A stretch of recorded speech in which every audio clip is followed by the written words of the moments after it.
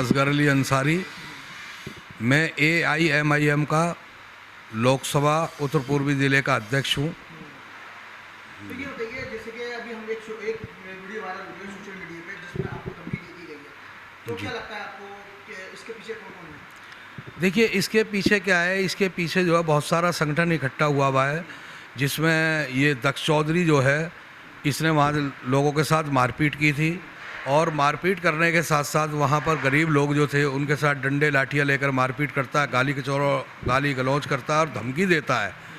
उसके बाद हम लोगों ने कंप्लेंट दी और कंप्लेंट देने के बाद में इसके खिलाफ़ मुकदमा दर्ज हुआ शास्त्री पार्क थाने के अंदर। वहाँ पर जैसे ही मुकदमा दर्ज होता है उसके बाद में कपिल मिश्रा ने वहाँ पर जाकर एक होर्डिंग लगाते हैं और होर्डिंग लगाकर उसमें एक हिंदू मुस्लिम फसाद करने की कोशिश करते हैं ये। और होर्डिंग लगाने के लिए हमने कंप्लेंट शास्त्री पार्क थाने के अंदर दी। उसके बेस पर वहाँ के SHO साहब ने, वहाँ की पुलिस ने वो होर्डिंग उतारा।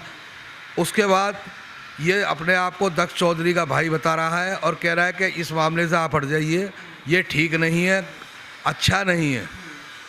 हमने तो आपने होर्डिंग की बात की, होर्डिंग का जो था उद्देश्य क्या था? उसमें वो ये कह रहे वहाँ से क्या नाम है, तो आपने देखा होर्डिंग ऐसे में कुछ भाषा लिखी थी ऐसी? देखिए कपिल मिश्रा ने वहाँ पर ये होर्डिंग लगवाया था। वहाँ पर ये देखिए, मैं आपको होर्डिंग दिखा रहा हूँ, ये होर्डिंग लगाया था, इसकी मैं पढ़कर आपको बता देता हूँ। जरा सोचो हिंदुओं, बांग्लादेश से भागकर भारत तो आ जाओगे, भारत से भागकर कहाँ जाओगे? याद रखो, वो मोदी को हटाना चाहते हैं क्योंकि वो भारत को बांग्लादेश बनाना चाहते हैं। निवेदक कपिल मिश्रा, जागो हिंदू जागो, हिंदू जागो, हिंदू जागो। इस तरीके से होर्डिंग लगाने का मतलब क्या है कि ये हिंदू मुस्लिम फसाद कराने की कोशिश करने का ये होर्डिंग लगाया गया है।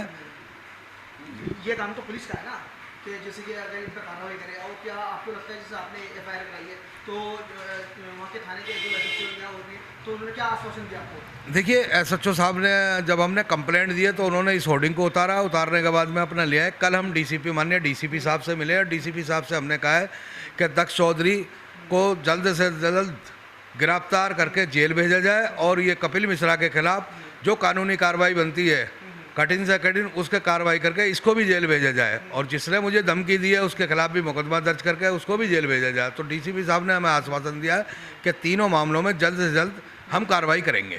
क्योंकि ये पुलिस का काम है, पुलिस करेगी ना? जी बिल्कुल, पुलिस करेगी। देखिए, हम संविधान को मानने वाले हैं।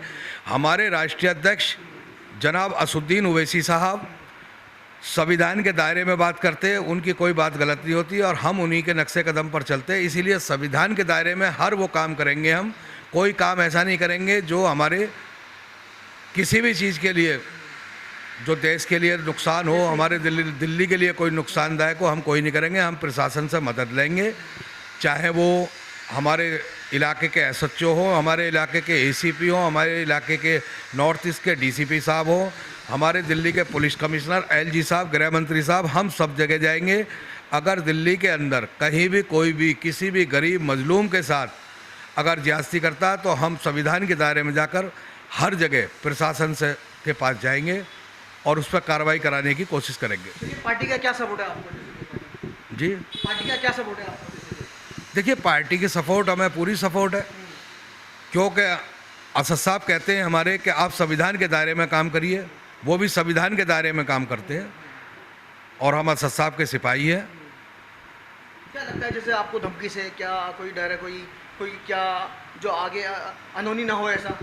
देखिए, ये लोग क्या है, ये लोग जो है ये कुछ भी नहीं है, लेकिन ऐसी बात करके ये अपने आप को पहचानने की कोशिश करते हैं। रही बात धमकी की और मौत की, मौत तो बरके अल्लाह के हुक्म से जवानी है, उसे कोई रोक नहीं सकता है। हमें अल्लाह पर यकीन है, मौत पर यकीन है कि मौत जब आएगी कोई नहीं रोक सकता। रही इनकी बात, तो ये जो है अपनी कोशिशें कर ले। हम इंशाल्लाह डरने वाले नहीं हैं, घबराने वाले नहीं हैं। जो इनसे करना है वो कर लें। अभी उसके बाद में कोई आपको अभी फ़ोन आया? अब कोई मेरे पास फ़ोन नहीं आया, उस दिन के बाद अभी कोई फ़ोन नहीं आया। तो जो आपको जो धमकी मिली थी, आपने उसको क्या जवाब दिया, उनको क्या बोला? क्या नहीं, मैंने उनको बताया है, मेरी ऑडियो हैगी, वो जो है रिकॉर्डिंग है, रिकॉर्डिंग के अंदर आप सुन लेना। रिकॉर्डिंग के अंदर मैंने बताया हम संविधान के दायरे में बात करेंगे। संविधान है हमारा, हम DCP साहब के पास जाएंगे, SHO साहब के पास जाएंगे, हम LG साहब के पास जाएंगे वो वहाँ पर कह रहे हैं आप बाबा गाय वाले बाबा को जानते हो। अरे भाई गाय वाले बाबा तो सभी बाबा हैं, मेरी पोती है पोते है, वो मुझे भी बाबा कहते हैं। क्या आप जानते हैं उनको बाबा को, मुख्यमंत्री जी को?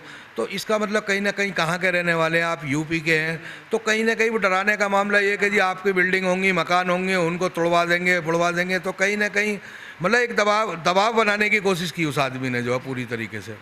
चलिए, जैसे कि हमारा हिंदुस्तान का जो संविधान है उसको तो आपको आशा है कि हर जो भी है सबको मिलता है न्याय, ठीक है? बिल्कुल बिल्कुल, हमें संविधान पर भरोसा है और हम हर जगह जाएंगे, संविधान के दायरे में काम करेंगे, संविधान से हटकर, कानून से हटकर कोई काम नहीं करेंगे। चलिए, जो हम आपको देख रहे हैं सुन रहे हैं, तो उनको क्या बोलना चाहेंगे, जैसे कि आपकी धमकी मिली कि आगे क्या करेंगे उसको? जी ये पुलिस का काम है। देखिए पुलिस का काम है।